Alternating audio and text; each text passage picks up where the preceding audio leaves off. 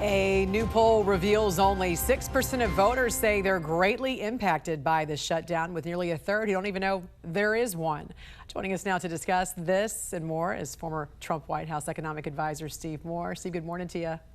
Good morning, Jen. For those who live and work in the D.C. area, it's clearly more of a story, right? But is this more evidence we can permanently live without most non-essential federal employees? Well, when you're running a $2 trillion deficit and spending that much more money than you're bringing in, you probably need to find ways to get rid of agencies and workers that are not doing the things that are essential. By the way, that poll that you're citing was about 3 days ago, and now we are starting to see some strains. I got a call last night from a friend in Nashville saying that the Nashville airport was shut down after 7 o'clock because they didn't have enough air controllers. So, this is going to cause some havoc. Hopefully this will get resolved. I've lived through about 15 of these shutdowns over my career. Usually they last a week or so. And hopefully they'll get this resolved. But look, the stakes are high here because Democrats want to add another $1.5 trillion of spending when we just can't afford it. And that's because they want to extend Obamacare subsidies. The Washington Post, though, as you pointed out, finally admits Obamacare, also known as the Affordable Care Act, was never actually affordable, and it took them 15 years to write something about it. Steve, talk about this, because conservatives have said this from the very beginning. Once you create dependency on government handouts, it's impossible to take it back. And even the Washington Post editorial board admitted that the other day, and they've been strong supporters over the years of Obamacare. But it was really kind of a sham all along. They called the Obamacare, the official name was the Affordable Care Act, but it just hasn't made health care more affordable. The subsidies kept getting bigger and bigger. More and more of the costs are put on the back of the taxpayers, which is adding to our debt. And the worst thing about it is the quality of our care, as measured by things like life expectancy, hasn't improved. So I would have to say that Obamacare has been a failure, and we have to find a way to provide quality care, but not explode the budget at the same time. Right.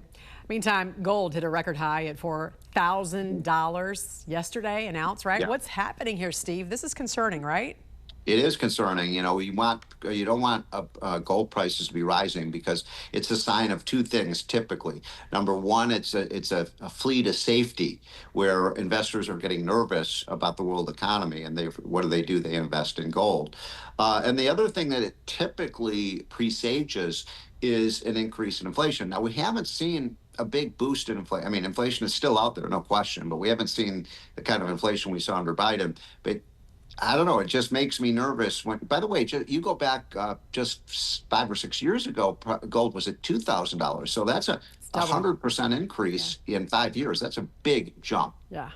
You posted a chart I wanted to take a look at with you on Harvard's endowment, which at the top you can see it says it jumped to $53.2 billion.